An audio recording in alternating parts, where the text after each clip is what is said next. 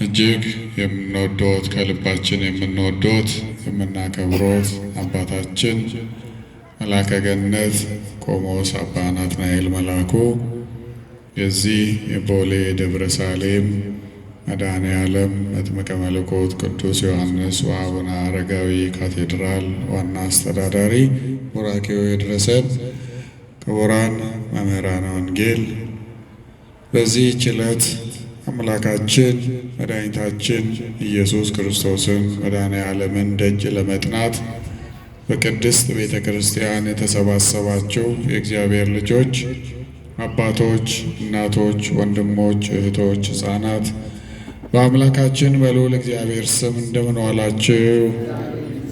እንደምን ዋላችሁ? እንደምን አመሻችሁ? አሜን።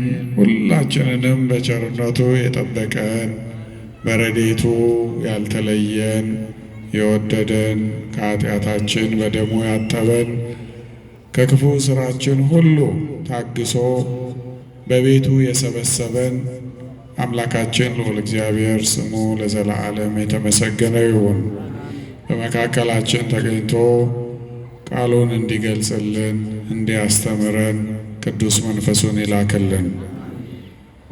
መዝሙረኛው ዳዊት በሕይወት ዘመኑ በብዙ መከራ ውስጥ ያለፈ እነዚያን መከራዎች ሁሉ አልፎ ደግሞ በረከተ እግዚአብሔርን ያገኘ በብዙ ታላላቅ ስጦታዎች በእግዚአብሔር የተጎበኘ መንገዱን ከእግዚአብሔር ጋር ያደረገ የእግዚአብሔር ሰው ነው። ይህ መንገዱን ከእግዚአብሔር ጋር ያደረገ የእግዚአብሔር ሰው ብዙ ጊዜ ከጠላቶቹ የመግደል ሙከራ ያመለጠ በብዙ መከራ ውስጥ አልፎ በሕይወት መኖር የቻለ እስከ ሕይወት ፍጻሜው ድረስ እግዚአብሔርን ያገለገለ የእግዚአብሔር ሰው መንገዳችንን አካሄዳችንን ከእግዚአብሔር ጋር እንድናደርግ መንገዳችንን ለእግዚአብሔር አደራ ሰጥተን ኑሯችንን ሕይወታችንን እንድንጀምር እንድንመራ የሚመክር የሚያስተምር ቃል ነው። በዚህ በመዝሙር 37 ቁጥር 5 ላይ ያስቀመጠልን መንገድህን ለእግዚአብሔር አደራ ስጥ ይልና እርሱም ያከናውንልሃል እያለ የእግዚአብሔርን ድርሻ ደግሞ ይቀጥላል። የእኛን ድርሻ ከተወጣን እግዚአብሔር ይጠብቀኛል፣ እግዚአብሔር ያደርግልኛል፣ እግዚአብሔር ይመራኛል፣ እግዚአብሔር ያከናውንልኛል ብለን በፍጹም ልባችን አምነን ከጀመርን ለእውነተኛው አምላክ ለጠባቂያችን፣ ለደጋፊያችን፣ ለተንከባካቢያችን ለእውነተኛው ጌታ ለኢየሱስ ክርስቶስ ሕይወታችንን፣ ኑሮአችንን፣ መንገዳችንን፣ ስራችንን ሁሉ አሳልፈን ከሰጠን እርሱ ደግሞ እንደሚያከናውንልን፣ እንደሚያሳካልን፣ ከዳር እንደሚያደርሰን በፊታችን ያሉ እንቅፋቶችን ሁሉ እንደሚያስወግድልን እየገለጸ ይቀጥላል መዝሙረኛው ንግግሩን። መነሻችንን ግን የእኛ ኃላፊነት ላይ አተኩረን እኛ የእግዚአብሔር ልጆች እስከተባለን ራሳችንን ክርስቶሳውያን ክርስቲያኖች ብለን እስከጠራን ድረስ በእርሱ መንገድ መሄድ ያስፈልገናልና ያንን አደራችንን እንድንጠብቅ የሚያሳስቡ ከዚህ ቃል ጋር ተመሳሳይነት ያላቸው ታሪኮችን እያነሳን ለተወሰኑ ደቂቃዎች እንቆያለን። እግዚአብሔር ይግለጥልን። እግዚአብሔር መንገዳችንን ለእርሱ አደራ እንድንሰጠው በመዝሙረኛው አድሮ ተናግሮናል። የእግዚአብሔር ሰዎች ሁላችንም እንደምናውቀው በምድር ላይ በተለያዩ መንገዶች ከቦታ ቦታ እንንቀሳቀሳለን፣ እንጓዛለን። ሕይወት ሁልጊዜ በጉዞ የተሞላች ናት። ነገር ግን እነዚህ የምናደርጋቸው ጉዞዎች፣ እንቅስቃሴዎች ሁሉ እግዚአብሔር ከእኛ ጋር ካልሆነ፣ እርሱ ካልጠበቀን፣ ካልደገፈን፣ እርሱ በፊታችን ያሉ እንቅፋቶችን ካላስወግደልን እስራኤላውያንን ሲመራ እንዳደረገው በፊታችን የሚመሩ ከኋላችን የሚደግፉ የሚከተሉ የሚንከባከቡ ቅዱሳን መላእክትን አጋዦችን ረዳቶችን ለእኛ ልኮ ካላገዘን በስተቀረ በጉዞአችን ውጤታማ ሆነን ያሰብነው ቦታ ላይ መድረስ አንችልም። ሕይወታችንም ጉዞ ነው። የሆነ ቀን ጀምረነዋል፣ እየኖርነው ነው፣ እየተጓዝነው ነው። በእነዚህ ሁሉ የሕይወት ጉዞአችን እግዚአብሔር ካልደገፈን ካላገዘን፣ እርሱ ከኛ ጋር ካልሆነ በጀመርነው ነገር ውጤታማ መሆን አንችልም። ልንለፋ እንችላለን፣ ልንደክም እንችላለን፣ ልንወጣ ልንወርድ እንችላለን። ነገር ግን እግዚአብሔር አጋዥነት ከሌለ፣ እግዚአብሔር እርዳታ፣ እግዚአብሔር ጠባቂነት ከሌለ የጀመርነው ነገር ሁሉ ውጤታማ መሆን አይችልም። እንዳልኳችሁ በተለያየ መንገድ የምናደርጋቸው ጉዞዎች እግዚአብሔር ካልተጨመረባቸው በአደጋ የተከበቡ ናቸው። በእግራችን ብንጓዝ እንቅፋት ይመታናል፣ የተለያዩ አደጋ ጣዮች ይገጥሙናል። የደጉ ሳምራዊን ታሪክ ታስታውሳላችሁ። ከአንድ ቦታ ወደ ሌላ ቦታ ሲሄድ መንገድ ላይ ወንበዴዎች ገጠሙትና ደበደቡት፣ አደጋ ጥለውበት ሄዱ። በሞትና በሕይወት መካከል አድርገው ጥለውት ሄዱ ብሎ ነው መድኃኒታችን ኢየሱስ ክርስቶስ። ፍጻሜው የእርሱ ቢሆንም በሰዎች ላይ መንገድ ላይ ሊደርስ ስለሚችለው አደጋ፣ ሰዎች በሰዎች ላይ ስለሚያደርጉት አደጋ የገለጸው። በእግራችን ብንጓዝ እንዳልኳችሁ እንቅፋት አለ። የገጠር ሰዎች ታውቃላችሁ፣ የመንገድ ንቃቃት አለ። እንደው ሀገር ሰላም ነው እያለን ሰከም ሰከም ስንል የተሰነጠቀ መሬት ውስጥ እግራችን ይገባል። ወይ ከደረጃ ስንወርድ እግራችን ያሰናክለናል። ወይ እንደው ዝም ብለን ሀሳብ ውስጥ ገብተን ስንጓዝ ከፊታችን ያላየነው ነገር እንቅፋት ሆኖ ይጥለናል። እንዳልኳችሁ ደግሞ አደጋ ጣዮችም ሊገጥሙን ይችላሉ። በመኪናም ብንጓዝ ያው በየቀኑ የምታዩት የምትሰሙት ነው። ምንም እንኳ ከቦታ ቦታ በተለያየ ጊዜ ብዙዎቻችን የምንንቀሳቀስ ቢሆንም ከአደጋ የጸዳ አይደለም፣ ከአደጋ የነጻ አይደለም። ነገር ግን እነዚህ ሁሉ አደጋዎች ቢኖሩ የእግዚአብሔር ጥበቃ ካለ ከነዚህ አደጋዎች ሁሉ እንወጣለን፣ ነፃ እንሆናለን።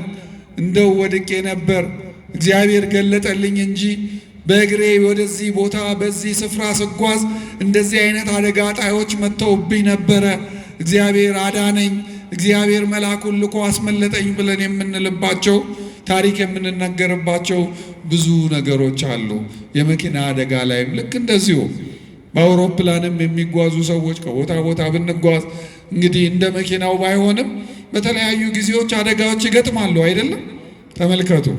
ነገር ግን የሚያልቁም አሉ፣ የሚተርፉም አሉ። አዎ በመርከብም ብንጓዝ ልክ እንደዚሁ አንዳንድ ጊዜ ሽንቁር ሊገጥመው ይችላል። ከበረዶ ግርግር ጋር ሊጋጭ ይችላል። የባህር ላይ ወንበዴዎች ልክ መንገድ ላይ እንደሚገጥሙን ሊገጥሙት ይችላሉ።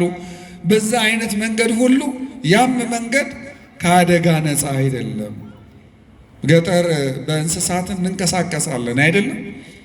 አንዳንድ ጊዜ ያም ነፃ አይደለም። የገዛ በቅሎአችን የገዛ ፈረሳችን የሆነ ነገር አይቶ ይደነብርና ከተቀመጥንበት ጥሎ አደጋ ሊያደርስብን ይችላል። ብዙ ጊዜ የተጓዝንበት ጥሩ ነው ብለን የመሰከርንለት የምንናገርለት የሆነ ጊዜ የሆነ ነገር አይቶ ይደነብርና ሊጥለን ይችላል። በዚህ አይነት ሁሉ መንገድ የምናደርጋቸው ጉዞዎች ከአደጋ የጸዱ አይደሉም።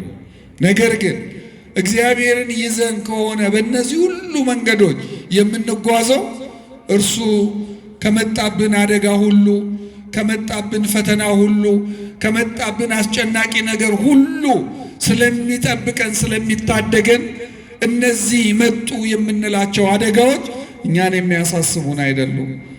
አንዳንድ ሰዎች ገጥሟቸው አያውቁም። ከዚህ ውስጥ እንዴት ሰው ይወጣል ተብሎ ከሚታሰብባቸው አደጋዎች እነሱ ምንም ሳይነኩ ጭረትም ሳይታይባቸው ተርፈው በሰላም ወደ ቤታቸው የሚገቡ ብዙ ሰዎች አሉ። ማን ስለጠበቃቸው ነው? ማን ስለታደጋቸው ነው? እግዚአብሔር። ተመልከቱ። ባህር ውስጥም መርከብ እየሰጠመ የሚተርፉ ሰዎች ይኖራሉ። ከሰማይ አውሮፕላንን ያህል ተከስክሶ የሚተርፉ ሰዎች ይኖራሉ። በከባድ መንገድ አደጋ ገጥሞን ከኛ ተለይተው ከሌሎች ተለይተው የሚተርፉ ብዙ ሰዎች ይኖራሉ። ማን ስለጠበቃቸው? ማን ስላገዛቸው? እግዚአብሔር። ለዚህ ነው መዝሙረኛው ዳዊት መንገድህን ለእግዚአብሔር አደራ ስጥ ብሎ የሚለው። መንገድ ብሎ ሲናገር ግን ከቦታ ወደ ቦታ የምናደርገውን አሁን የዘረዘርኩላችሁን የሚመለከተውን እንቅስቃሴያችንን ብቻ አይደለም። የሕይወት ጉዞአችን ሁሉ መንገድ ነው። በሕይወት ጉዞአችን ሁሉ እግዚአብሔር ያስፈልገናል። እርሱ ካላገዘን ውጤታማ መሆን አንችልም። እርሱ ከኛ ጋር ካልሆነ ካሰብነው ዳርቻ ላይ መድረስ አንችልም። የተማረ ሁሉ ውጤታማ ሆኖ ኮሌጅ ገብቶ ዩኒቨርሲቲ ገብቶ መመረቅ ይችላል? አይችልም። ብዙ ሰዎች ያው ታውቃላችሁ፣ ልጆቻችሁን ታስጠናላችሁ፣ ተማሪዎችም ትኖራላችሁ። ረጅም ጊዜ ሲያነብ ሲያጠና ሲያወጣ ሲያወርድ ሲያሰላስል ከብዙዎች ጋር ሲጠያየቅ የነበረ ሰው መጨረሻ ላይ የፈተና ውጤቱ ሲመጣ ውጤታማ ላይሆን ይችላል። እንግዲህ ያውኑን አላቅም። እኛ ወጣቶች ልጆች እያለን እንቅልፍ እንዳይወስደን ውሃ ውስጥ ራሱ እግር እየተነከረ ማታ ማታ ደግሞ የሚሰጠንን እንደው የደረቀ ነገር ቶሎ ያንን እየታገልን እንቅልፍ እንዳይወስደን እየተደረገ እንድናጠና ይደረግ ነበር። የሚገርማችሁ ሁላችንም ግን ውጤታማ አይደለንም። ማን የገለጠለት ነው ውጤታማ የሚሆነው? እግዚአብሔር። ዩኒቨርሲቲ የገባ ሰው ሁሉ ተመርቆ ዲግሪ ይዞ ዲፕሎማ ይዞ ይወጣል? አይወጣም። መጀመሪያ ዓመት ላይ የሚያቆም ይኖራል። ሁለተኛ ዓመት ላይ የሚያቆም ይኖራል። ሶስተኛ አራተኛ ዓመት ላይ የሚያቆም ይኖራል። መጨረሻ ደርሶ አይ አልሆንልህ አለኝ ብሎ የሚሰናበትም ሰው ይኖራል። የሚጨርሰው ማን የፈቀደለት ነው? እግዚአብሔር። የነገደ ሁሉ ትርፋማ አይሆንም፣ ውጤታማ አይሆንም። ጠዋት ማታ ሲለፉ የምታዩቸው፣ ሲደክሙ የምታዩቸው፣ ሌሊት ከቤታችሁ ስትወጡ የሆነ ቦታ ላይ ቁጭ ብለው ሱቃቸውን ከፍተው ወይ የሚሰሩበትን ስራ እያስተካከሉ የምታገኟቸው፣ ማታ እናንተ ጨርሳችሁ ስትገቡ እንደዚሁ ያንን ስራቸውን እያከናወኑ ወይ የዘረጉትን እያነሳሱ እየዘጋጉ የምታገኟቸው ጠዋት ማታ የሚተጉ ምንም በሕይወታቸው ግን ከዛ ነገር የተለወጠ ነገር የማታዩባቸው ብዙ ሰዎች ይኖራሉ። አንዳንዶች ደግሞ በጣም ጥቂት ሰርተው ውጤታማ የሚሆኑ በእድገት ላይ እድገት በእድገት ላይ እድገት እየጨመሩ የሚሄዱ ብዙ ሰዎች አሉ። ሌቦቹን እያልኳቸው አይደለም። እየለፉ እየደከሙ ውጤታማ መሆን የሚችሉ ሰዎች አሉ። ተመልከቱ። ማን ስለረዳቸው ነው? ማን ስላገዛቸው ነው? እግዚአብሔር። የለፋ የደከመው ሁሉ ውጤታማ አይሆንም። የተማረው ሁሉ ባለ ዲግሪ አይሆንም። የነገደው ሁሉ ትርፋማ ውጤታማ አይሆንም። ማን የረዳው ማን ያገዘው ነው የሚሆነው? እግዚአብሔር።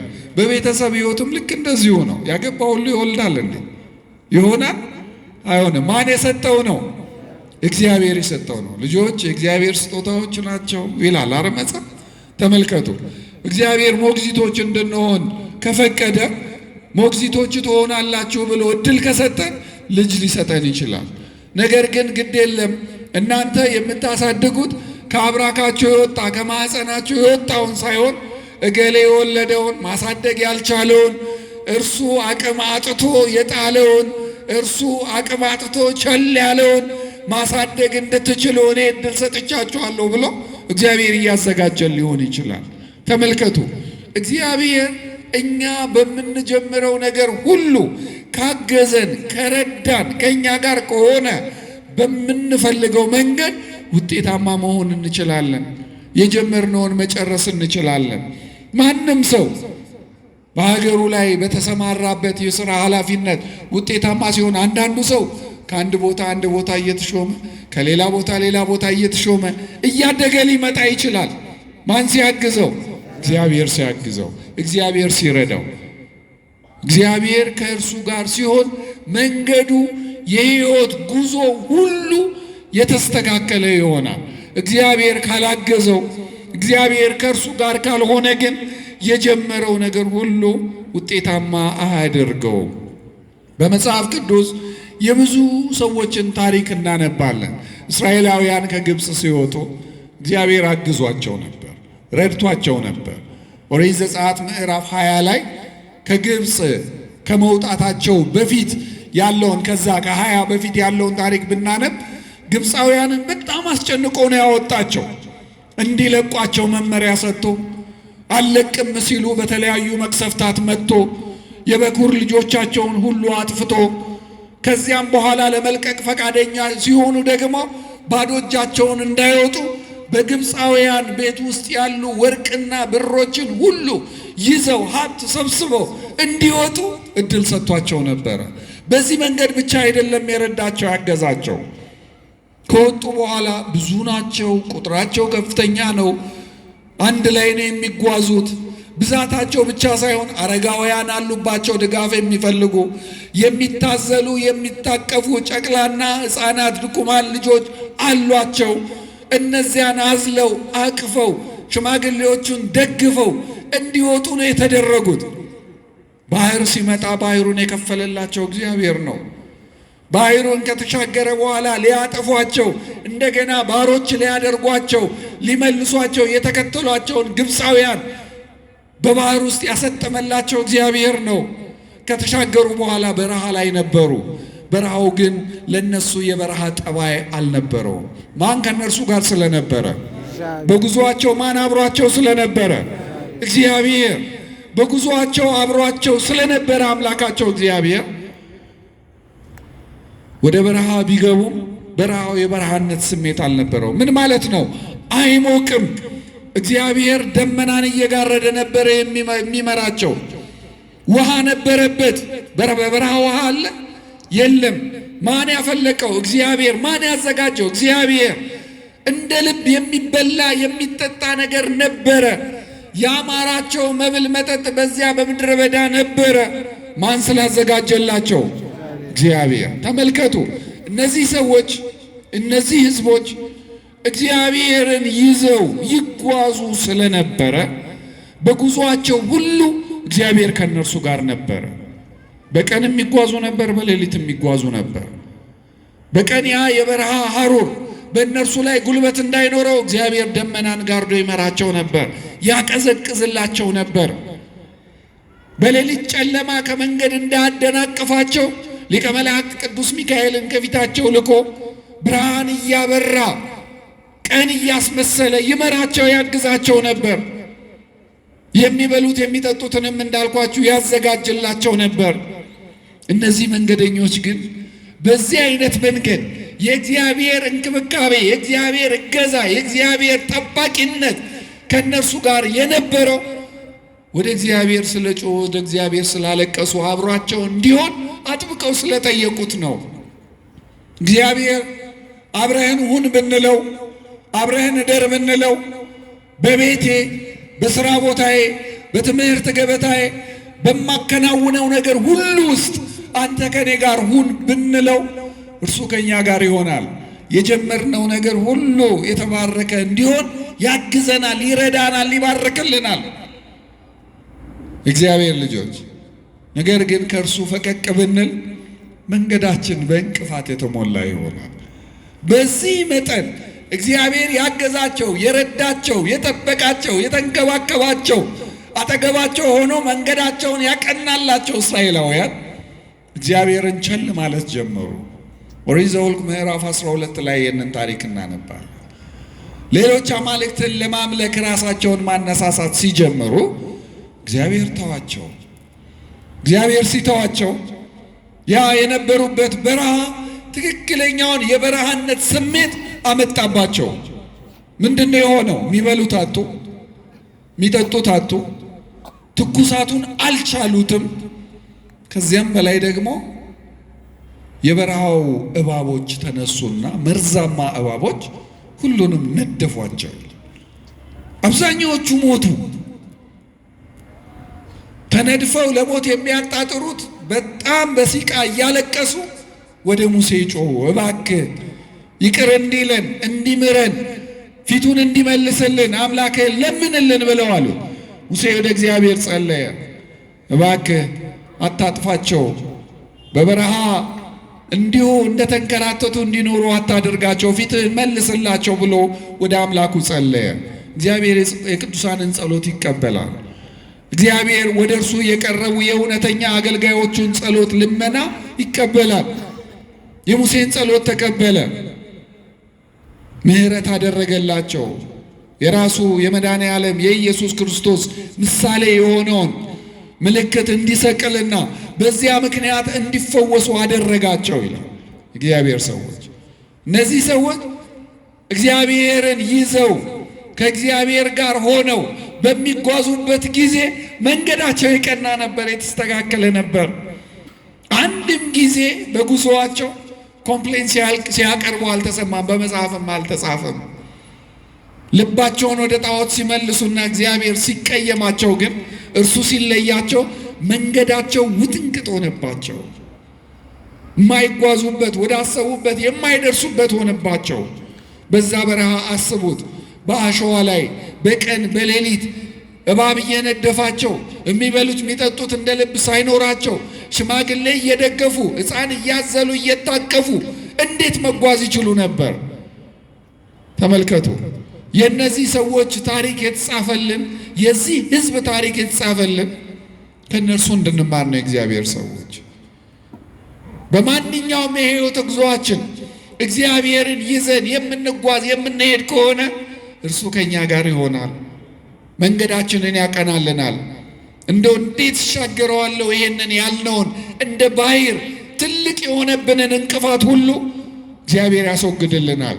እንቅፋት የሆኑብንን ሰዎች ዞር ያደርግልናል። እንቅፋት የሆኑብንን ሕጎች እግዚአብሔር ዞር ያደርግልናል። እንቅፋት የሆኑብንን ነገሮች ሁሉ ከሕይወታችን ዞር ያደርግልናል። ከእርሱ ከተለየንስ፣ በራሳችን መንገድ መሄድ ከጀመርንስ፣ እግዚአብሔርን ከተውንስ እሱ ይተወናል፣ ስራችን ያወጣናል። የእኛ ስራ ደግሞ የእኛ መንገድ ደግሞ የምታውቁት ነው። ባሰብነው የምንደርስበት አይደለም። የእስራኤላውያን ታሪክ ይህንን ነው የሚያስተምረን። ታላቁ የእግዚአብሔር ሰው የእስራኤል አባት የእነዚህ ሰዎች አባት ያዕቆብም ተመሳሳይ ታሪክ ያለው ሰው ነው። ከወንድሙ ከኤሳው ጋር በተጣላ ጊዜ እናትየው የመከረችው ወደ አጎቱ ቤት እንዲሄድ ነበረ። ምክንያቱም የወንድምየው ምርቃት ስለተቀበለ ወንድምየው በዚያ አዝኗል። ወንድምየው ሊመረቅ ትልቁ ሊመረቅ የሚገባውን ምርቃት እርሱ ቀድሞ በዘዴ አባትየውን አታሎ ተቀብሏል። ታሪኩን ረጅም ስለሆነ እዛው ስላለመሄድ ነው። ያዕቆብ የተቀበለው ምርቃት የማንን ነው? ማነኝ ብሎ ነበር የተመረቀው? ማን ነው ብሎ ነበር የተመረቀው? ኤሳው ነበረ? አልነበረም። ኤሳው ሲመጣ አዘነ፣ ገለዋለሁ አለ።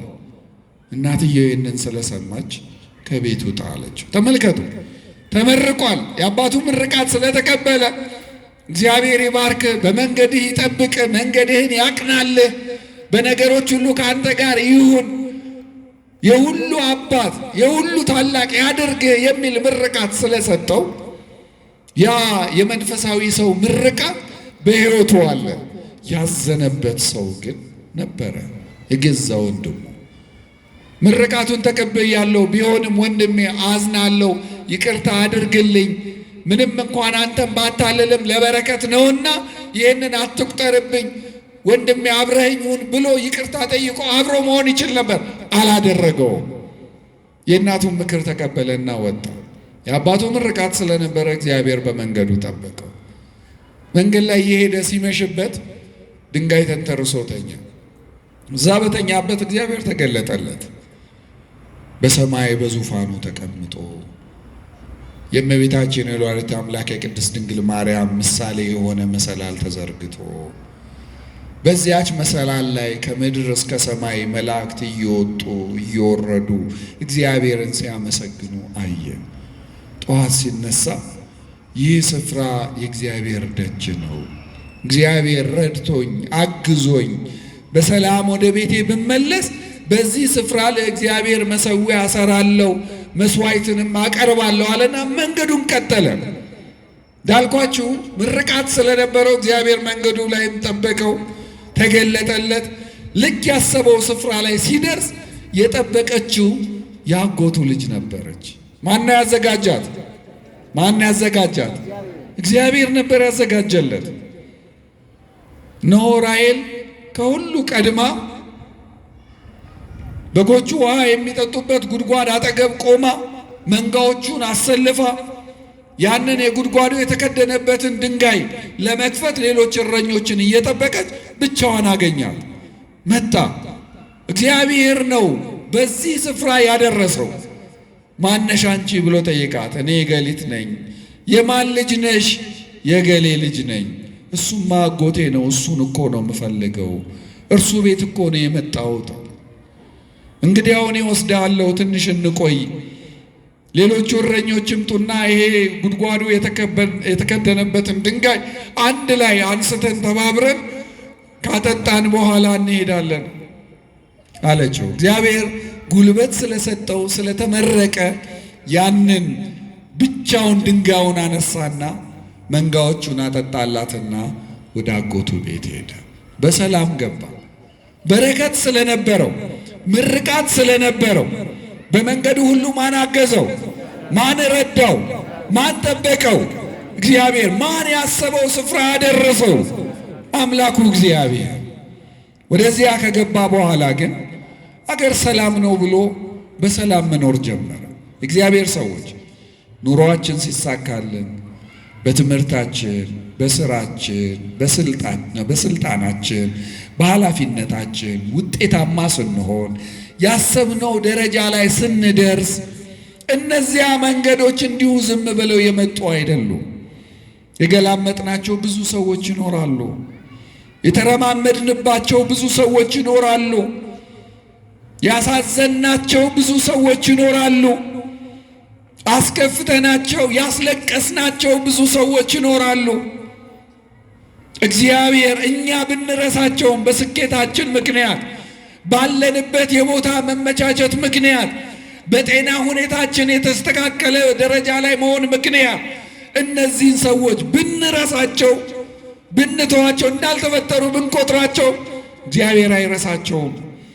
እነርሱ ላይ ያደረስነውን፣ እነርሱ ላይ የዋልነውን ክፉ ነገሩን ሁሉ እያንዳንዱን ቆጥሮ ጊዜውን ጠብቆ እኛን ያስከፍለናል። እግዚአብሔር ከዚህ ይጠብቀን። ተመልከቱ፣ ያዕቆብ ምንም እንኳ በሕይወቱ ደስተኛ ሆኖ መኖር ቢጀምርም እግዚአብሔር ያረሳለት ነገር ግን ነበረው። ከዚያ በኋላ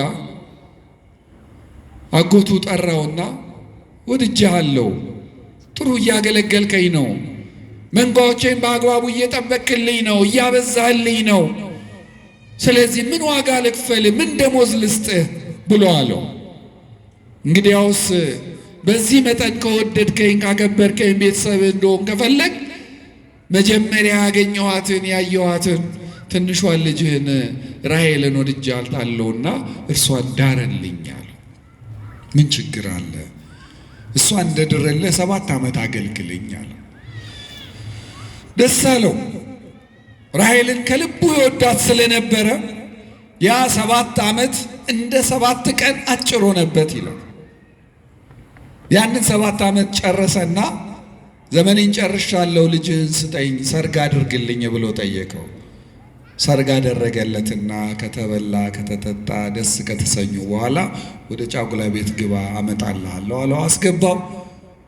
ራሔልን ሳይሆን ትልቋን ልጁን፣ የወደዳትን ሳይሆን ያልወደዳትን፣ በመጽሐፍ እንደተጻፈው መልከኛዋን ሳይሆን መልከ ጥፉዋን ሸፋፍኖ አስገባለት። በባህላቸው መሰረት ጠዋት ሲያያት ልያ ነች፣ ራሔል አይደለችም። አጎቱን አዝኖ ጠየቀው። ለምን አታለልከኛል? ለምን አታለልከኛል? እሱ ከሀገሩ የወጣው ምን አድርጎ ነው? ምን አድርጎ ነው የወጣው ከሀገሩ? አትናገሩ? ምን አድርጎ ነው የወጣው አልኳቸው። የማንን ምርቃት ወስዶ ነው የወጣው? የማንን ምርቃት ወስዶ ነው የወጣው? የወንድሙን። ተመልከቱ፣ ብድሩ እዚህ ደረሰው። እርሱ አታሎ ነበር የወጣው። አጎትየው እንደገና አታለለው። 7 ሌላ ዓመት ተገዛልኝና የወደድካትንም እሰጥሃለሁ አለው። ተመልከቱ፣ ልክ ይህ ብድር ሲመለስበት እግዚአብሔር እየቀጣኝ ነው፣ እግዚአብሔር ምልክት እያሳየኝ ነው፣ ወንድሜን ይቅርታ መጠየቅ አለብኝ፣ ወደ ወንድሜ ተመልሼ ይቅርታ አድርግልኝ ማለት አለብኝ አላለም። ምንም እንዳልተፈጠረ ነው የቆጠረው። እንዳልኳችሁ ነው እግዚአብሔር ሰዎች ምንም እንዳልተፈጠረ የረሳናቸው ሰዎችን የበደልንባቸው ያሳዘንባቸው ነገሮች ሁሉ ተቆጥረው ይመጣሉ። እኛ ብንረሳቸው እግዚአብሔር አይረሳቸውም። የሰዎቹን እንባ ይቆጥራል። የሰዎቹን ለቅሶ ይቆጥራል። የሰዎቹን ሐዘንና መቆራመት ይቆጥራል። ያዕቆብ ቢረሳውም እግዚአብሔር አልረሳውምና በአጎቱ አድሮ ቀጣው። ሌላ 7 ዓመት ተገዛልኝ ምክንያት አበጀለት። በእኛ ልማድ ታውቃለህ፣ ትልቋ እያለች ትንሿ አትሰጥም። ስለዚህ በሕጉ መሰረት ነውና ያስተናገድኩ፣ ትንሿንም እንድሰጥ ከፈለግ ሌላ 7 ዓመት ጨምራል። አሁንም የወዳት ስለነበረ 7 ዓመት አገለገለ። በዛ መንገድ ሰጠው። አሁንም ከቤቱ የወጣበትን ወንድሙን ያሳዘነበትን ነገር ስላልተጸጸተበት፣ ንስሐ ስላልገባበት፣ ወንድሙን ይቅርታ ስላልጠየቀ የእግዚአብሔር ቅጣት አልቆመም። የማይወዳት ሊያ ትወልዳለች፣ ራሔል ግን አትወልድም ነበር። ተመልከቱ። በዚህ አይነት መንገድ እያዘነ ረጅም ጊዜ ቆየ። ራሔል ትነዘንዘው ነበር። ለምን ልጅ አትሰጠኝም? ከሷ ትወልዳለህ፣ ከኔ መውለድ አልቻልክም፣ ለምንድን ነው ልጅ ስጠኝ ትለዋለች። እኔ እግዚአብሔር ነኝ እንዴ ይላታል። ልቡን በጣም አስጨነቀችው ይላል። ወደ ሌላ ወደ ጣዖት አምልኮ ሁሉ ልትወስደው ፈለገች ይላል። ተመልከቱ። በቃ አንተ በምታመልከው አምላክ መንገድ ሳይሆን የኔ ዘመዶች ሌሎች ግብፅ የነበሩ ሰዎች በሚያመልኳቸው ተራፊሞች እንሞክር እያለች ወደዛ ሁሉ ትገፋፋው ነበር ይላል። ተመልከቱ። ዛሬም ያለውን ታሪክ ነው ያቺ ሴት ስትፈጽም የነበረው። በዛ ሁሉ ነገር እየተጨነቀ ኖረ። እደሰትበታለሁ ብሎ የገባበት ትዳር የሚያዝንበት፣ የሚጨነቅበት፣ ራሱን የሚረብሽበት ሕይወት ሆነበት። መጨረሻ ላይ አንድ ልጅ ወለደች፣ ደስ አለው። ሁለተኛ ልጅ ልትወልድ በምጥ ላይ ሳለች ልጁን ወልዳ እሷ ግን ሞተች። በዚህ በጣም አዘነ። እግዚአብሔር እየቀጣው እንደሆነ ወንድሙን በማታለሉ ምክንያት እግዚአብሔር መንገዱን ሁሉ እያሰነካከለበት እየዘጋበት ሕይወቱን ሁሉ እያመሰቃቀለበት እንደሆነ ስለገባው እንደዚህ እየተሰቃየው እየተንገላታው ለምን እኖራለሁ? በቃ ወደ ወንድሜ እሄዳለሁ፣ ወንድሜን ይቅርታ ጠይቀዋለሁ፣ በሰላም መኖር ጀምራለሁ አለና ወንድሙን ይቅርታ ለመጠየቅ ወሰነ። ወደ አጎቱ ቀረበና አጎቴ አሰናብተኝ፣ የቀረችኝን ሚስቴን ልጆቼን ይዤ ወደ ሀገሬ መመለስ እፈልጋለሁ። የሚደርሰኝን ድርሻ ንብረት ስጠኝ፣ የሚደርሱኝን መንጋዎች አካፍልና ስጠኝ፣ ልሂድ፣ አሰናብተኝ። ከወንድሜ ጋር ወንድሜን እንዳሳዘንኩ መኖር አልፈልግም። ሕይወቴ ሁሉ በእንቅፋት እየተሞላ ነው፣ በመከራ እየተሞላ ነው፣ በጭንቀት እየተሞላ ነው። እርሱን ይቅርታ ካላገኘው እረፍት አላገኝም ብሎ አጎቱን ጠየቀው። አጎቱ አሁንም ሊያታልለው ሞከረ። የያዕቆብ ልብ ወደ እግዚአብሔር ስለተመለሰ ይቅርታ ለመጠየቅ ራሱን ስላዘጋጀ እግዚአብሔር አልተለየው። ተመልከቱ። ንስሐ ስንገባ፣ ወደ እግዚአብሔር ስንመለስ፣ የበደልነውን ስንክስ፣ ያጠፋነውን ነገር ስንመልስ፣ የቀማነውን ስንመልስ እግዚአብሔር ልቡን ወደኛ ይመልሳል። እኛን ሊያታልሉ የሚፈልጉትን ሰዎች እርሱ ደግሞ በተራው መበቀል ይጀምራል። አጎትየው እንዲያታልለው እግዚአብሔር ፈቅዶለት ነበር።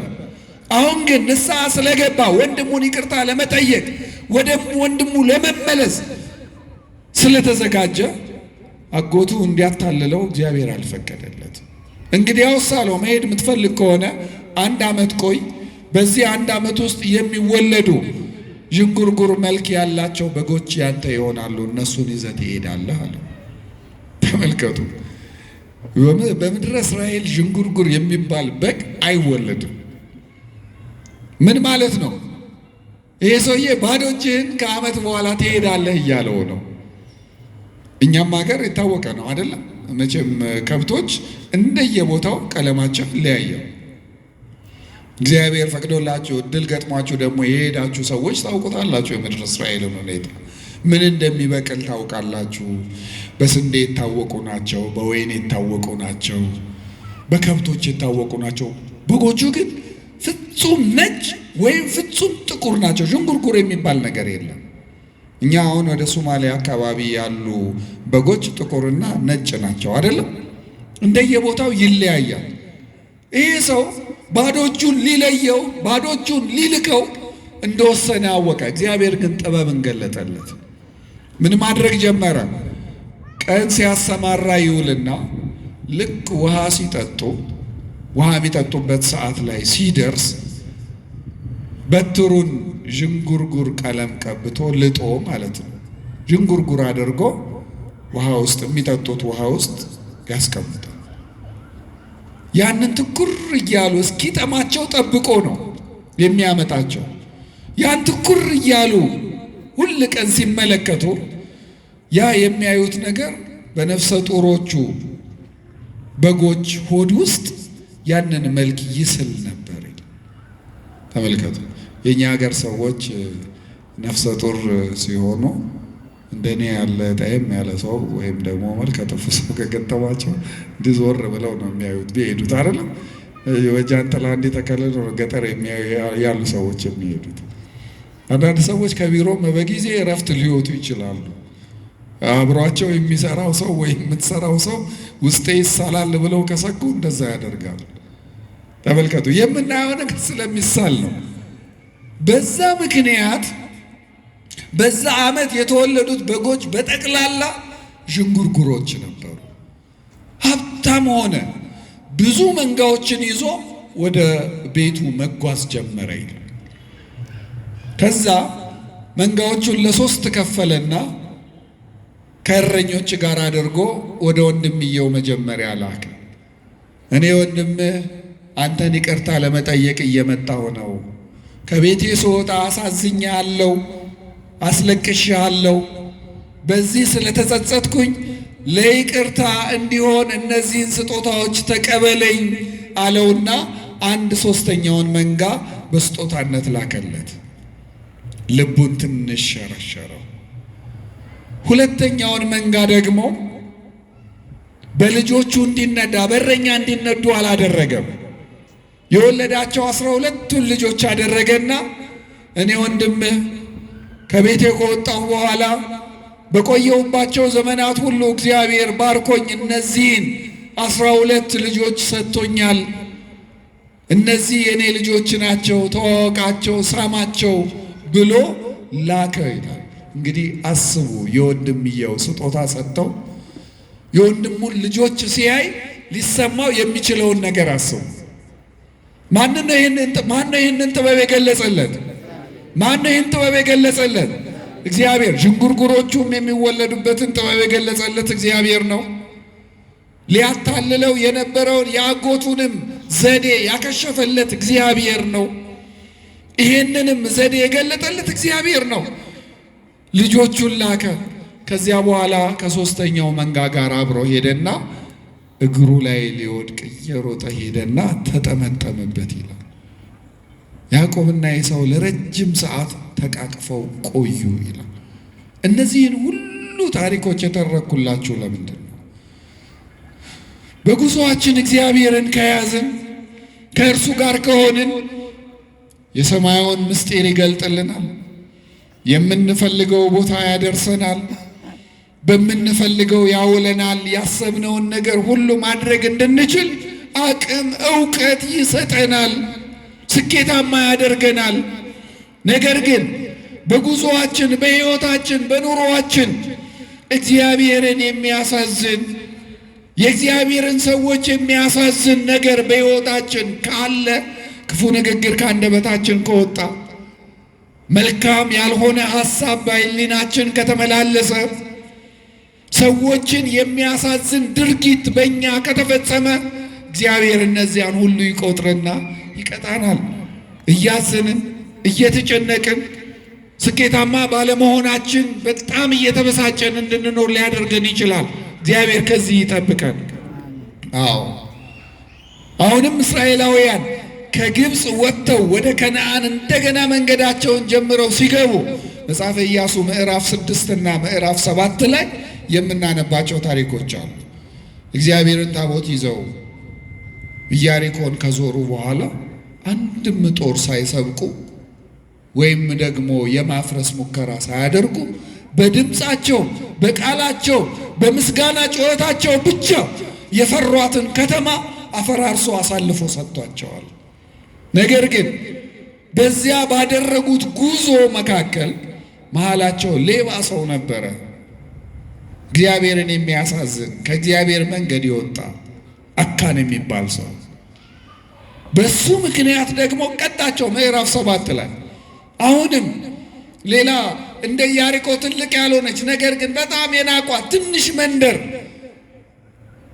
እንዳለች ሲሰሙ ያችን ለመያዝ ጦረኞችን ሲልኩ እነዛ የላኳቸው ጦረኞች ሁሉ ተሸንፈው ተዋርደው ተመለሱ። ብዙዎቹም ተገደሉ። ለምን? በመካከላቸው ነውረኛ ስለነበረ፣ ኃጢአተኛ ስለነበረ፣ ሌባ ሰራቂ ስለነበረ።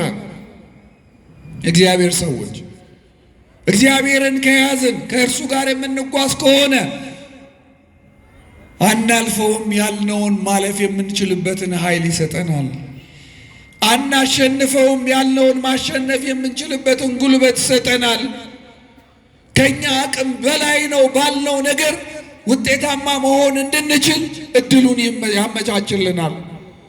ነገር ግን በሕይወታችን ኃጢአት ከተገኘ፣ በአንደበታችን፣ በሕሊናችን፣ በሐሳባችን፣ በተግባራችን ኃጢአት ከተገኘ ግን ይህማ ለእኔ ቀላል ነው፣ ካለኝ ብር በዚህን ያህሉ እሰራዋለሁ፣ ባለኝ ጉልበት እፈጽመዋለሁ፣ በእኔ እውቀት የሚደረግ ነገር ነው ብለን ያልነውን ነገር በእውቀታችን የመዘነውን፣ በሀብታችን፣ በጉልበታችን፣ በስልጣን ተዋረዳችን የመዘነውንና ቀላል ያልነውን ያከብድብናል። አካን በሚባለው ሰው ምክንያት ወደ ጋይ የተጓዙ ሰዎች እስራኤላውያን እዚያው ተገድለው ተዋርደው ቀርተዋል። እግዚአብሔር ሰዎች በጉዟችን ሁሉ እግዚአብሔር እንዲያግዘን እርሱን በፍጹም ልባችን መያዛችንን እርግጠኛ እንሆን። አሁንም በአንደኛ ሳሙኤል ምዕራፍ 3 ላይ የምናነበው ሌላ የእስራኤላውያን ታሪክ አለ።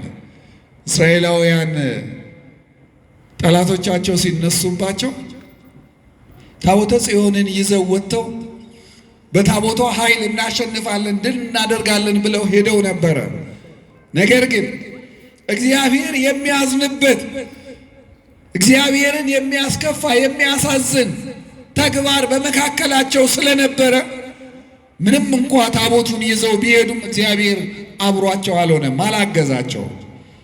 መስቀል ስለያዝን አይደለም፣ ክር ስላሰርን አይደለም፣ ነጠላችንን ስላጣፋን አይደለም፣ መንፈሳውያን ነን ብለን ክርስትና ስማችንን ስለተናገርን አይደለም።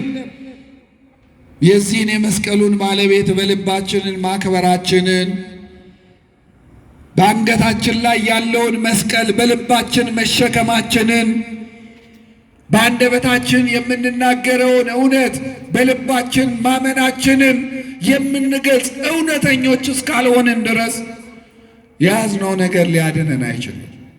እንዴ ይህ ሰው መንፈሳዊ ሰው አይደል እንዴ? እንዴት እንደዚህ አይነት ነገር ሊገጥመው ቻለ? እንዴ ጠዋት ማታ እየጸለየ ቤተ እግዚአብሔር እየሄደ እየተሳለመ መልካም እያደረገ ብለን ልንል እንችላለን። እግዚአብሔር የትኛውን ቆጠረበት የሚለውን ግን አናውቅም። እግዚአብሔር ሰዎች እስራኤላውያን በዚህ አይነት መንገድ ታቦተ ጽዮንን ይዘው ወጥተው እንኳን ተዋርደዋል።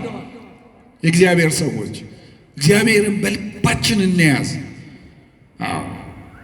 ያኔ ያግዘናል። መስቀሉ ኃይል ይሆነናል። ታቦታችን ብርታት ይሆነናል። እምነታችን ፍጹም ሲሆን ለእርሱ የምንገዛበት እውነተኛ ማንነት ሲኖረን ጉዞአችን፣ ኑሮአችን፣ ሕይወታችን ሁሉ እግዚአብሔርን የሚያስከብር እንደሆነ እርግጠኞች መሆን ስንችል እግዚአብሔር በጉዞአችን በኑሮአችን ሁሉ አብሮን ይሆናል። ጠላቶቻችንን ያሳፍርልናል። የሚገርማችሁ ነገር እነዚህ ሰዎች በዚህ አይነት መንገድ ሄደው ታቦቷንም አስማርከው ከወጡ በኋላ እግዚአብሔር የፈለገው እነሱ እንዲያልቁ ነው እንጂ የታቦቷ ክብር እንዲነካ አይደለም። እግዚአብሔር ለመስቀሉ ክብር አለው። እኛ ለምንይዘው እኛ ኃጢአተኞችን ሊቀጣን ሊቃወመን ይችላል እንጂ የእርሱ የሆነውን ነገር እንዲያዋርዱበት ለአሕዛብ አሳልፎ አይሰጥም። እስራኤላውያንን ማሸነፍ የቻሉት የእስራኤል ጠላቶች አማሌቃውያን ተመልከቱ፣ ፍልስጤማውያን ታቦቷን ማርከው ሄደው ጣዖት ቤት ውስጥ ቢያስቀምጡ የእነሱን ጣዖት ድምጥማጡን እያጠፋች ነው የቆየችው። ታቦቱን ማጥፋት መቅጣት ብቻ አይደለም፣ እነሱንም በእባጭ እንዲመቱ ሀገራቸው ከተሞቻቸው በአይጥ እንዲወረሩ አድርጋ ስታሰቃያቸው ነው የቆየችው። ከዚያ በኋላ የለም ይህንን በማድረጋችን የእግዚአብሔርን ንዋይ ቅዱስ በማይገባ ስፍራ በማስቀመጣችን የእስራኤል አምላክ አዝኖብናልና ስጦታ ሰጥተን ወርቅ አስቀምጠን መባ አድርገን መልሰን እንሸኝ።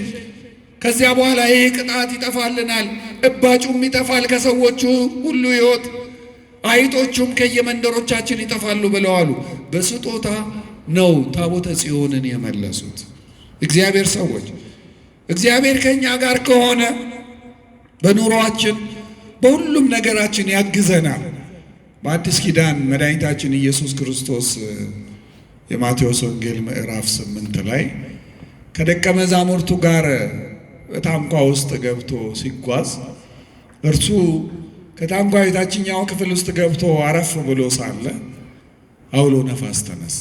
ደቀ መዛሙርቱ ደነገጡ። የአውሎ ነፋስ ሊያጠፋቸው ስለመሰላቸው በጣም ተጨነቁ። ወረዱና ጌታ ሆይ ልንጠፋ ነው አድነን ብለው ቀሰቀሱ። ተነሳ። አለማመናቸውን ከገሰጸ በኋላ ለምን ትፈራላችሁ?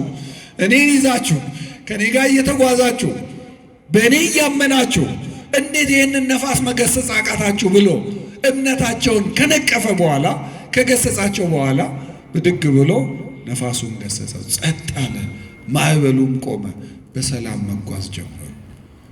ማንን ስለያዙ ነው እነዚህ ሰዎች በሰላም መጓዝ የጀመሩ? እግዚአብሔር። የሐዋርያት ሥራ ምዕራፍ 28 ላይም ልክ እንደዚሁ ቅዱስ ጳውሎስ ወደ ሮሜ ተይዞ እየተጓዘ ሳለ ተመልከቱ፣ ታስሮ ለፍርድ ነው ወደ ሮም አደባባይ የሚሄደው። እየሄዱ ሳለ መንገድ ላይ በጣም ከባድ አውሎ ነፋስ ተነሳባቸው። በጣም ከባድ አውሎ ነፋስ ተነስቶ ሰዎቹ በቃ ይሄንንማ አናልፈውም፣ አናመልጥም፣ በቃ ማለቃችን ነው፣ መንገዳችን ለመንገድ ላይ መቅረታችን ነው፣ ውሃ ሊበላን ነው ብለው እየተጨነቁ ሳለ ቅዱስ ጳውሎስ ነገራቸው፣ አይዟችሁ እዚህ ውስጥ እዚህ መርከብ ላይ ካለ ነው የሚያስጨንቅ ነገር ይገጥመናል እንጂ እንንገላታለን፣ እንበሰብሳለን፣ ንብረታችን በተወሰነ ደረጃ ይጠፋል እንጂ እዚህ ካለነው ማናችንም እንደማንሞት እግዚአብሔር ገልጦልኛል፣ መልአኩን ልኮ ለኔ ነግሮኛል ብሎ አላቸው። ከዚያ በኋላ ከዛ ሁሉ አስጨናቂ ጉዞ በኋላ ወደ ማልታ ወደምትባለው ደሴት ደረሱና ወረዱ። በጣም በርዷቸው ስለነበረ ጭራሮ ሰብስበው እሳት ለመሞቅ ለኮሱ፣ ማቃጠል ጀመሩ። እሳቱ ልክ ሲቀጣጠል በመሃል እዛ ውስጥ የነበረ አንድ መርዛማ እባብ ተነሳና ወጣና ከጭራሮ ውስጥ ቅዱስ ጳውሎስን ነደፈው። ያ እባብ የነደፈው ወዲያው ሰውነቱ አብጦ ይወድቃል፣ ይሞታል። ልክ መነደፉን ሲያዩ ሰዎቹ ይህ ምን አይነት ኃጢአተኛ ሰው ቢሆን ነው ይህ ሁሉ ስቃይ ይህ ሁሉ መከራ ያለበትን ጉዞ በሰላም አጠናቀን እዚህ መልክዓ ምድር ከያዝን በኋላ እንዴት እባብ ይነድፈዋል? ይህማ እግዚአብሔር የቀጣው ሰው ነው ብለዋል። እባቧ የነደፈችውን ወረወረና እሳት ውስጥ ከተታት፣ አቃጠላት። ቢያዩት አይወድቅም፣ ቢያዩት አይወድቅም፣ ቢያዩት አይወድቅም። ተደነቁ። ማን ስለጠበቀው ነው? ማን ስላገዘው ነው? ቅዱስ ጳውሎስ ማንን ይዞ ይጓዝ የነበረ ሰው ስለነበረ ነው? እግዚአብሔር። የእግዚአብሔር ሰዎች የእነዚህን ሁሉ ሰዎች ታሪክ መጽሐፍ ቅዱስ ጽፎ አስቀምጣል። ሕይወት ጉዞ ነው። የሆነ ጊዜ ከእናታችን ማኅፀን በመውጣት በማልቀስ ይህችን ምድር በመቀላቀል ጀምረነዋል። ከተወለድን በኋላ ደግሞ 40-80 ቀን ሲሆንን ወደ ቤተ እግዚአብሔር መጥተን የገሌና የገሊት ልጅ ተብለን እንጠራ የነበርነው ሰዎች የእግዚአብሔር ልጆች ተብለን የእግዚአብሔር ልጆች መሆናችንን የሚገልጥ መንፈሳዊ ስም ተሰጥቶን የእግዚአብሔር ሰዎች ተብለን ክርስቲያኖች ተብለን መኖር ጀምረናል። በሕይወት ዘመናችን ሁሉ በጣም ብዙ ጥሩ ጊዜያትን አሳልፈናል። እነዚያን ሁሉ የፈጠረልን ማን ነው? በጣም ብዙ የሚያሳዝኑ ምን አለ ባላለፍኩባቸው የምንላቸውን የሚያስጨንቁ ጊዜያትንም አሳልፈናል። እነዛን ሁሉ አሳዛኝ ጊዜያት አልፈን ዛሬ እንድንደርስ ያደረገን ማን ነው? እግዚአብሔር። እንደው ያዘንበትን ቀን እንቁጠረው ብንል ሁሉንም መቁጠር እንችላለን? አንችልም። ብዙዎቹን ረስተናቸዋል። እግዚአብሔር ዛሬ የሰጠን ደስታ፣ ዛሬ የሰጠን ሕይወት፣ ዛሬ የሰጠን ማንነት እነዛን ክፉ ያልናቸውን ነገሮች ሁሉ የሚያስረሱ ስለሆኑ ማለት ነው። ስለዚህ እግዚአብሔር ሰዎች በሕይወት ዘመናችን ሁሉ በምናደርጋቸው የሕይወት ጉዞዎች የሚገጥሙን ማናቸውንም ነገሮች ማለፍ የምንችለው እግዚአብሔርን መያዝ ስንችል ነው። እግዚአብሔርን ከያዝን እንቅፋቱ ሁሉ ዘወር ይልልናል። መሰናክሉ ሁሉ ዘወር ይልልናል። በር ላይ ያሉት ሁሉ ያስገቡናል። የጀመርነውን መጨረስ እንድንችል መፈጸም እንድንችል ግርማ ሞገሱን ይሰጠናል። በሰዎች ፊት ተሰሚ ያደርገናል። የጀመርነውን ፈጽመን ውጤታማ መሆን እንድንችል እድል ይሰጠናል። እግዚአብሔርን ካልያዘን ግን ብዙ ሞልቶናል ብንል ያን የሞላን ነገር መጠቀም አንችልም። ብዙ አለን ብንል ያ ያለንን ነገር የራሳችን ማድረግ አንችልም። በጣም ብዙ የሚለበስ ያላቸው ሰዎች ነገር ግን ከቤት መውጣት ሳይችሉ ቀርተው ተይዘው ከቢጃማ ውጭ የማይለብሱ ዘመዶች የሉንም፣ ቤተሰቦች የሉንም።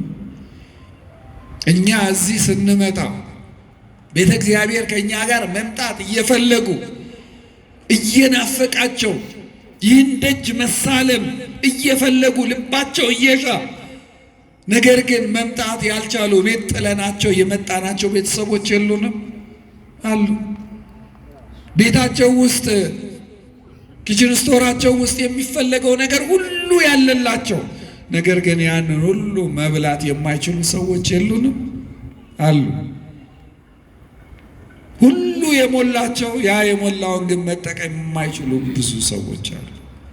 ቅዱስ ጳውሎስ እንደተናገረው ደግሞ ምንም ሳይኖረን ሁሉ እንዳለን እንዲሰማን የሚያደርገን ሰዎች አለን።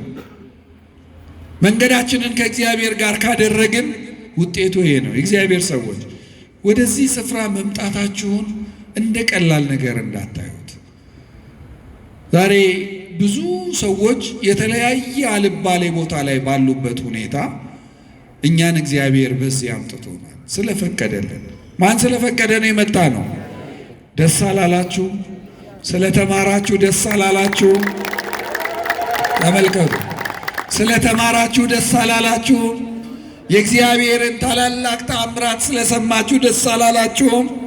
ስለዘመራችሁ ደስ አላላችሁም? በረከት ስላገኛችሁ የዚህን የተቀደሰ ስፍራ አፈር ስለዳበሳችሁ ስለተሻሻችሁ በረከት ስላገኛችሁ ደስ አላላችሁም? ለዚህ መታደል እኮ ትልቅ ነገር። ስለዚህ መንገዳችንን ከእግዚአብሔር ጋር እናድርግ። ወጣትነት አያታለን፣ ሀብታምነት አያታለን፣ ባለስልጣንነት አያታለን፣ ጤነኝነት አያታለን። መያዝ አለ፣ ማጣት አለ፣ መዋረድ አለ፣ ክብር ማጣት አለ።